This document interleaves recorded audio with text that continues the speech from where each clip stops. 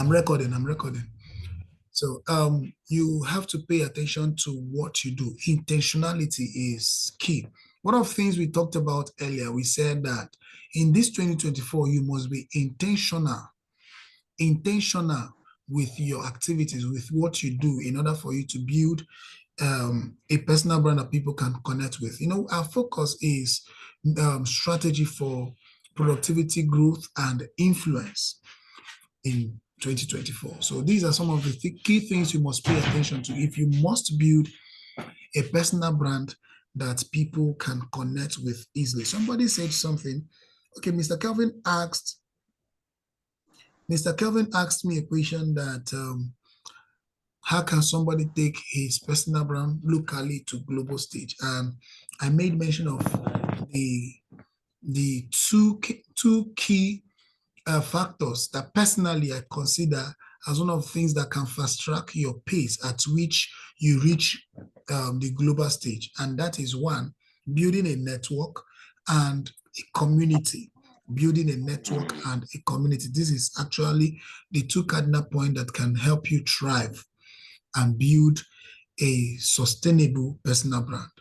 Okay, I also lay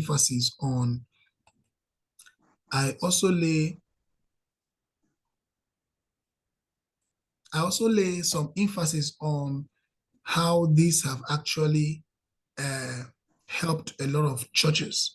You know, church pastors, when they want to build a brand, they build it on their congregation. So the network of people that surrounds them, people that believe in the gospel of what they are preaching, is what takes their news far.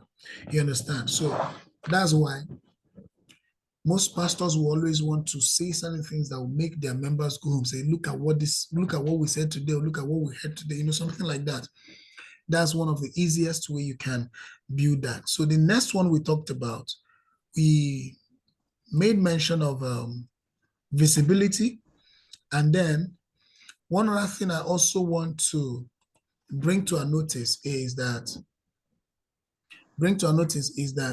personal branding will present and push you or portray you to be credible.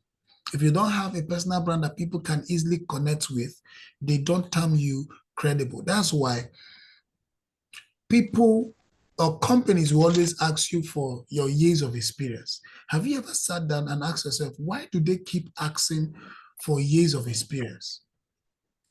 You know, now the truth is, dummies can work with establishment and not improve. You know, remember what I said in the first session we had before we ran out of time?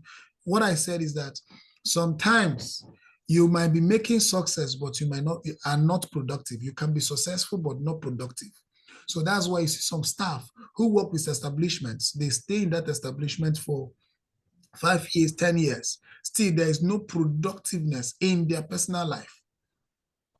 So sometimes companies, have you sat down and asked yourself, why do companies, ask for your number of years of experience? It means that to them, they believe that your number of years should actually have given you an edge to connect with people, to improve your skill set, to learn certain requirements as regards to your career, your course. Okay, these are actually key things that can help you push and become better. Okay, Nabi is also joining us again. That's good. I'm glad that he's remaining one person. I expect him to join us. So personal brand will portray or present your credibility. You understand? So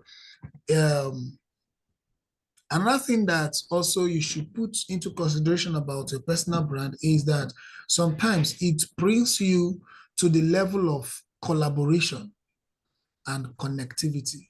People tend to connect with you faster when they have a clear picture of what you represent. So everybody can be a public speaker, but what are you people speaking about? So that is what you do. That is your personal brand. Personal brand, also, I also want to mention this, that personal brand goes beyond tagging yourself. There's difference between tag your personal tag and personal brand. I want you to pay attention to what I just said now. There's difference between your personal tag and brand. Tag has to do with, I don't know how to put it. People can tag you to be something, but that it might not really be what you're doing. You understand? So I've seen a lot of people say, you can do this, but I know I cannot do that. It means that I was selling myself wrongly. You understand? So you need to build a good personal brand. Secondly, sorry, the next one I want to also present or talk to us about is advancement. Advancement. Advancement. We grow faster when we are certain of who we are and what we are doing. We grow faster when we are certain about what we're doing and who we are. So if you don't know who you are, how will you then know what to do? You understand? So the pace at which you grow in your industry is dependent on the level of brand you're building. You understand? I believe that in every career, there is a part where you measure and a part that is minor to you. You understand? And the parts you measure on are those parts you pay more attention to. You understand? Okay, let me use my brother and friend, Nabihe. Nabihe, when I met him, he was a classroom teacher and he was teaching computer science, I guess. I don't know if I'm right. So he was teaching computer studies. So, but at that point, now I want to use this to portray what I said earlier. At that point, he was teaching people, but not becoming what he was teaching at that point, until he encountered something that made him say, oh, I can do more with myself. I can do more with my life. I can learn to improve more. And he started improving, and he's still improving. I believe he's still improving. He's not okay where he is. You understand? So his appetite is sharpened now. His interest is streamlined on a particular thing. Okay, so that's the easiest way and how best you can build a personal brand. Now, let me use people who are in business. A lot of people run businesses, and those businesses they are running, they are building it on the shoulder of just selling and buying. You understand? But there is more you can do that can keep you as an authority in your industry. There is more, way more you can do with your life and with your business, with your skill that can keep you as an authority. You understand? And you cannot be an authority in 2024 if you're not certain of what you want to do. If you're not paying attention on where you are going to. You understand? Okay, Navia said, I am not okay at the level I am. I know now. So, but we keep growing. So in your business, do you know that there is every certainty that you might be making massive turnover in your business, but at the same time, people find it difficult to trust in what you're doing. Somebody might say, how can I be making massive turnover? And you think that people are not trusting what I'm doing. Yes, you can. Which means when they want to get your product, they get your product. But when it has to do with learning on the benefits of those products, they look for somebody else. So sometimes they might see you as a trader, but they might not see you as an expert in what you are trading. So they might see you as a trader, but might not be seeing you as an expert in what you are trading. So they can only see you as an expert in what you're trading on when you have taken time to position yourself as an authority. And to position yourself as an authority in your industry, in your business, has to do with when you sit down and pay attention to your personal brand. And somebody will now say, I know somebody might be wanting to ask this question, how do I build my personal brand? I don't know. Does anybody have that kind of question? How do I build my personal brand? Now, I see a lot of people jump into that. I see a lot of people jump into, yes, I'm a personal branding coach. Yeah, you can.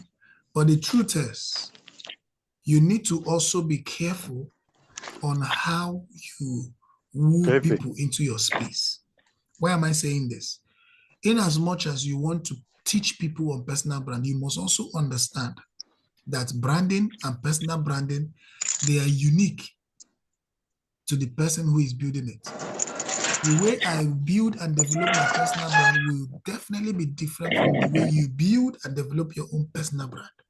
So, but I can also guide you through understanding who you are, understanding your capacity and abilities, because these are some of the things that aid you on how best to build a brand for what you're doing.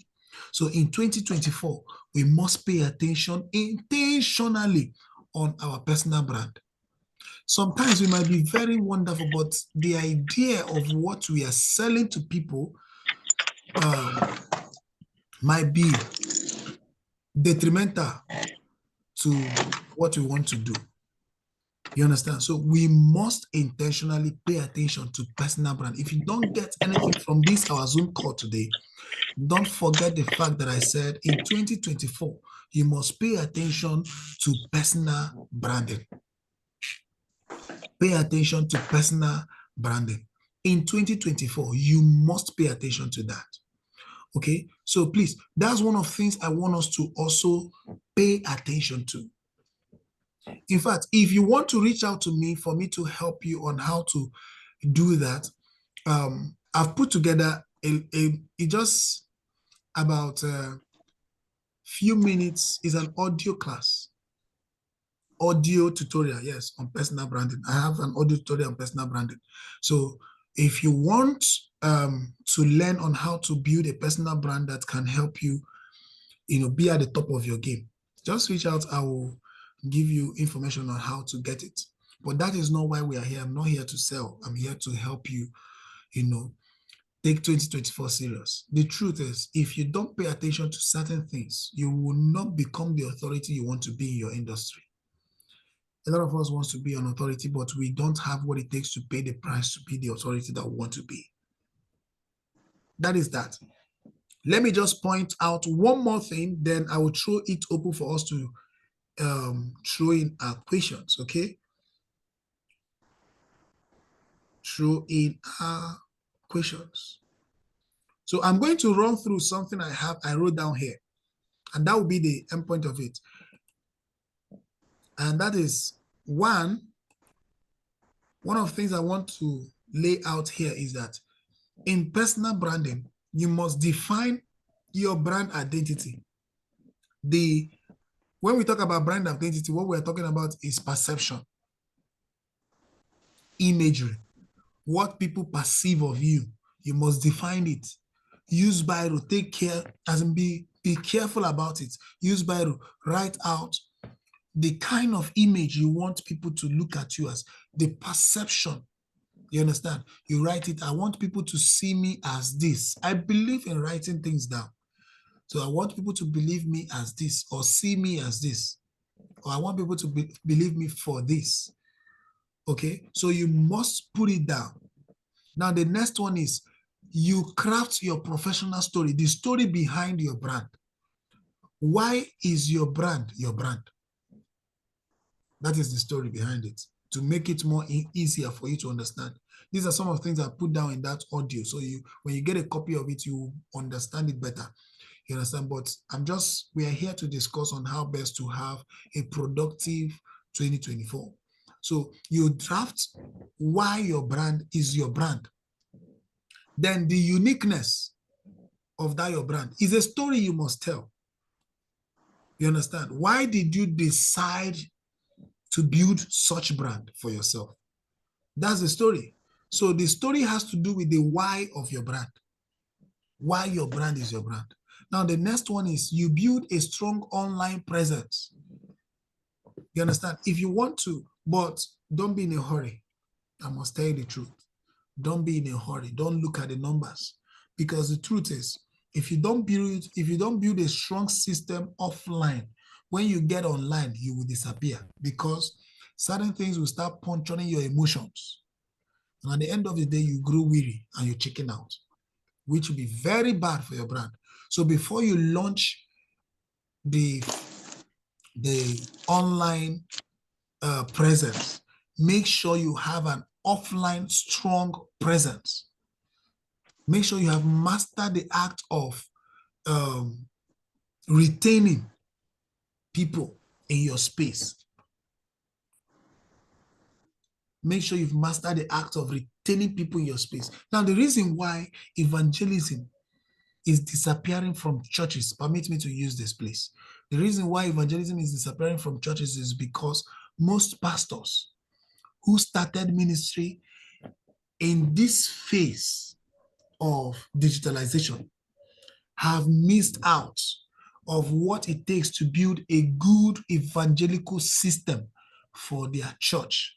So they believe that when they wake up in the morning and they on their Facebook Live and start praying and preaching, that is evangelism. That is in no way evangelism. So you must, I'm using this scenario to show you what it takes. I don't know if you understand. So you must build a good offline physical system of retaining people if you must build a global and online presence. Okay, so that's why a lot of churches are failing. And because of that, you see people, contradicting their messages because they want to fit into the digitalization of the now. So you must build a strong offline system that has a good structure of retaining people. So for instance, somebody walks up to you today and said, please, I'm having an issue. I did this, I did that, I didn't work out well. And you give the person advice. And the person felt energized. The person felt gingered on the inside, ready to go out to war. Now, let me tell you the truth. Whatever information you share with somebody stays with that person maximum 15 to 10 minutes.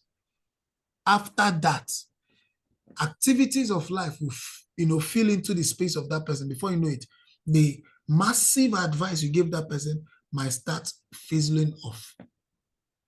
So what do you do when people come to you like that? That's why people who go for rehab or who go for consultation with a counselor, the counselors don't book them on a one-day basis. They tell them you have to come back for your therapy. Therapy is more like a journey. So that is an offline system.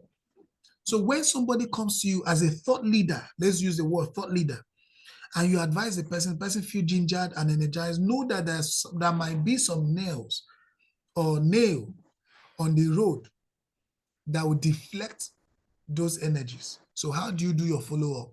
How do you do your checkup? Checking on this person, following this person, responding to their questions. Now, if you don't have that in check, imagine how you're going to face 15 million followers on Facebook and Instagram. So you must learn these things. Now, the next one is prioritize networking.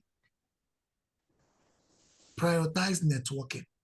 When you finish with somebody, tell the person, please help me tell your friend that spread the news. Anybody that needs this kind of thing, you can freely come to me. I will respond to you. I will answer you. I'm here for you.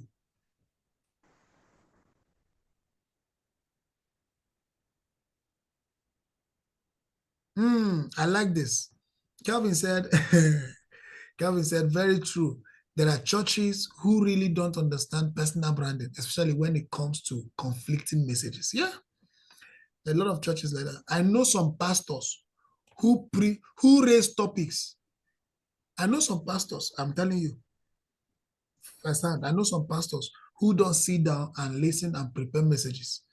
They listen to audio messages or they watch tape. They build their message from what they hear another person preach.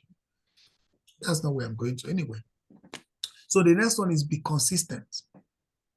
Be consistent. Have a meeting point. I've talked about networking. I don't want to do so much on that. Be consistent. Consistency is key when it has to do with building anything.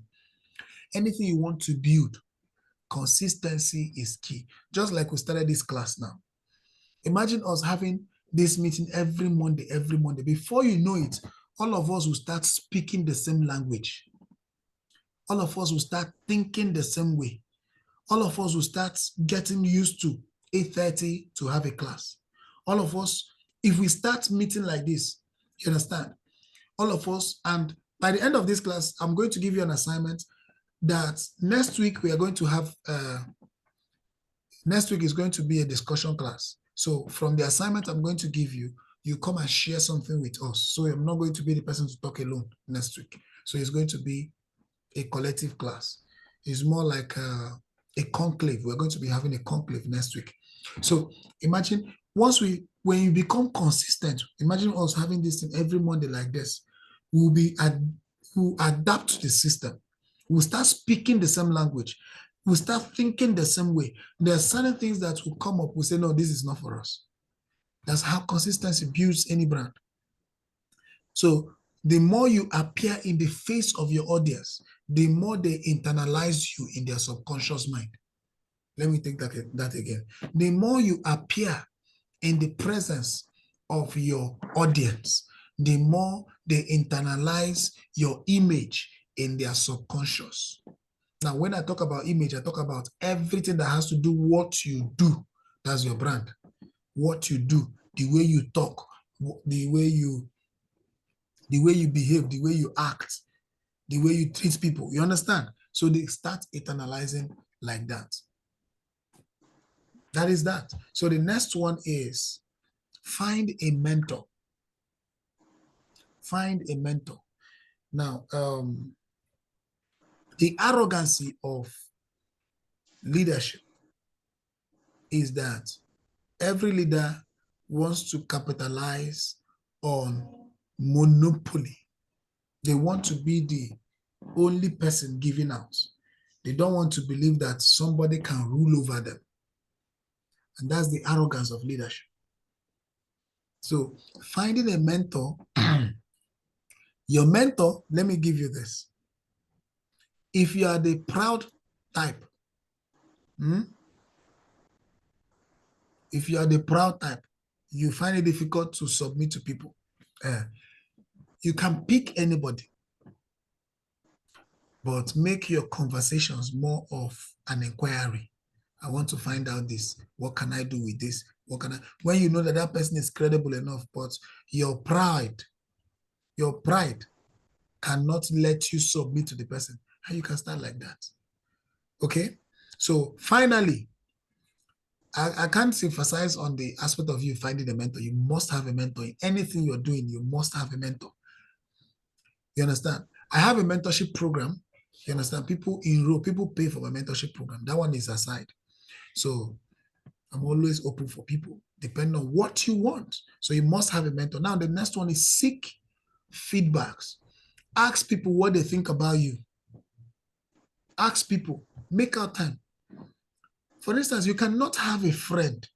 I'm not talking about all these intimate relationship you have with your girlfriend or your boyfriend. No. The one I'm talking about is you might have a friend. You might be with this your friend for years, and you guys have not sat down to ask each other, get feedback on the benefits your friendship have actually yielded to you. You'll be with somebody for 2 years.